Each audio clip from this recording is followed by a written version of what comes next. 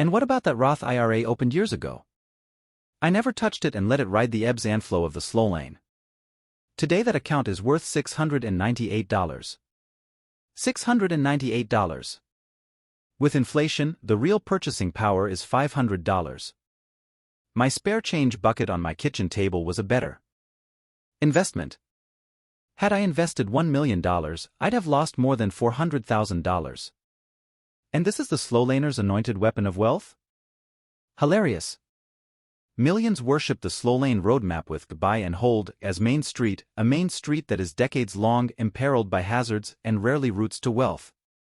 I recently heard a slow lane prognosticator proclaim the effectiveness of to get rich slow by citing this tasty factoid: if at the end of 1940 you had invested $1,000 in the stocks of the S&P 500, you would now have $1,341,513. So let's examine this fact, assuming it is fact. 1. It's 1940 and assume you are 21 years old. 2. It's 1940 and you somehow got your hands on $1,000, which in today's dollars is about $15,000. 3. You took that $1,000 in 1940's money and did as above. Congratulations. It is now 2011 and you are 91 years old, rich with $1,341,513. Or if you were lucky to get your $1,000 on birth, you'd now be 71 years old. Yes, folks, it's time to get excited. Get rich slow is going to make you rich. Just ignore your 70-year life expectancy and make sure your wheelchair comes equipped with chrome rims. Seriously, how does anyone get excited over this crap? The slow lane's traitorous relationship with time. Compound interest and a job have the same disease, the sinful and gluttonous consumption of your time while forsaking control. Both variables within the slow lane wealth equation are anchored by time traded in a job and time traded in market investments. Time becomes the linchpin for wealth that congenitally ties to the mathematical handicaps of mortality, 24 hours in a day and a 50-year work-life expectancy. Yes, getting rich is a function of time. Unless you plan on living forever, this relationship is dubiously foolhardy. Why? Because to trade your time away is to trade your wealth away. Examine these pathetically common examples.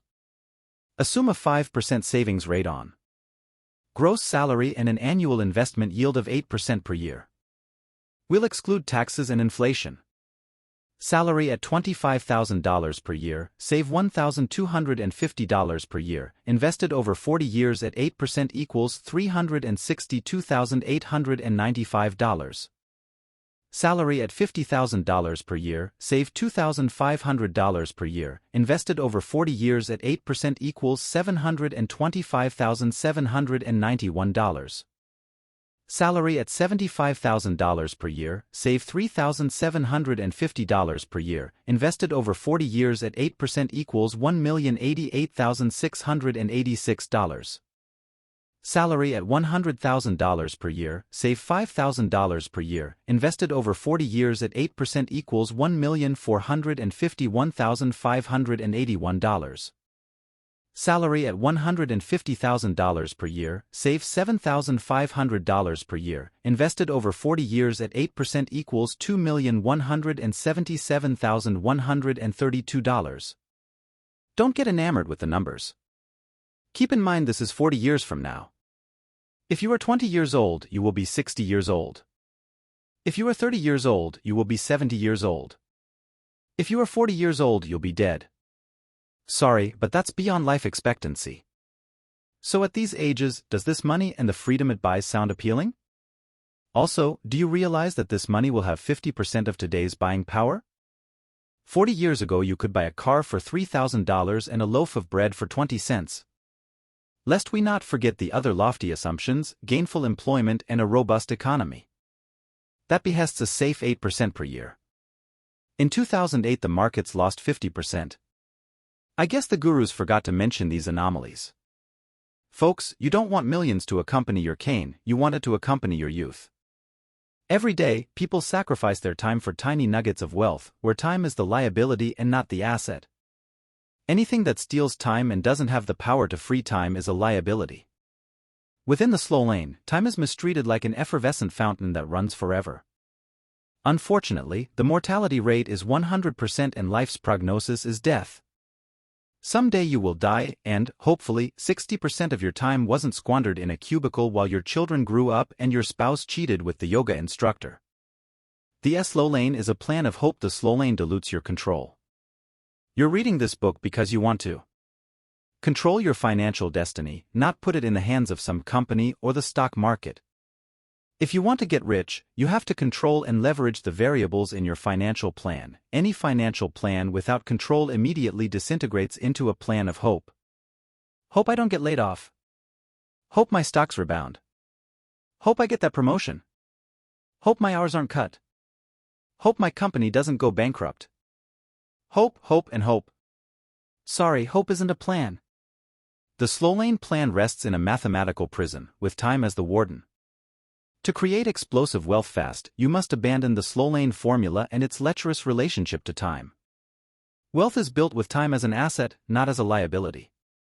Yet, the slow laners' reaction to uncontrollable limited leverage is predictable. They embark on an errant fight against the one variable they perceive as controllable, their intrinsic value. The slow laner argues, I must make more money. And that fight is fought futilely with an expensive education. Chapter Summary, FastLane Distinctions. Slow lane wealth is improbable due to uncontrollable limited leverage, ULL. The first variable in the slow lane wealth equation evolves from a job that factors to intrinsic value that equates to your nominal value for each unit of your life traded. Intrinsic value is the value of your time set by the marketplace and is measured in units of time, either hourly or yearly. In the slow lane, intrinsic value, regardless of its time measurement, is numerically inhibited because there are only 24 hours in the day for the hourly worker, and the average lifespan is 74 years for the salaried worker. Like the slow laner's primary income source, a job, the slow laner's wealth acceleration vehicle, compound interest, is also pegged to time. Like a job, compound interest is mathematically futile and cannot be manipulated. You cannot force-feed the market or the economy to give you phenomenal returns year after year. Wealth cannot be accelerated when pegged to mathematics based on time. Time is your primordial fuel and it should not be traded for money. Your time should not be an expendable resource for wealth because wealth itself is composed of time. Your mortality makes time mathematically retarded for wealth creation. If you don't control the variables inherent in your wealth universe, you don't control your financial plan. 13. The futile fight, education. The fight against uncontrollable limited leverage, education. The slow laner's natural reaction to the uncontrollable limited leverage, ULL, inherent in their wealth equation is to wage war with intrinsic value by deploying the education weapon. Since ULL defines the slow laner rationalizes that the only variable worthy of escalation is their rate of pay. I need to make 6 figures. I need to make more money. So, predictably, they go back to school and get an MBA or some certification. They'll argue, MBA grads earn 15% more, or the starting salary of a certified PMP is $120,000 a year. For example, Steve Ambrose enrolls into an MBA program to sweeten his credentials. The cost of the MBA is $44,000 and 800 hours. Steve justifies this twofold expense, time and money, because he anticipates his intrinsic value to rise. Upon completion, Steve expects to be worth more to his company and worth more in the competitive marketplace. Unfortunately, he still trades his time for money, just at a higher rate, yet still uncontrolled and unleveraged. Another example is my friend who enrolled in a project management certification class that ate 5 8-hour Saturdays from her life and cost $2,700. Her goal? A project management credential that would raise her intrinsic value in the marketplace. As a certified project manager, she exposes herself to new opportunities at higher grades of pay. But still, a trade of time for money. Whether consciously or not, the slow laner believes that elevating intrinsic value can create wealth. Want to be highly paid right out of college? Go to medical school and become a doctor.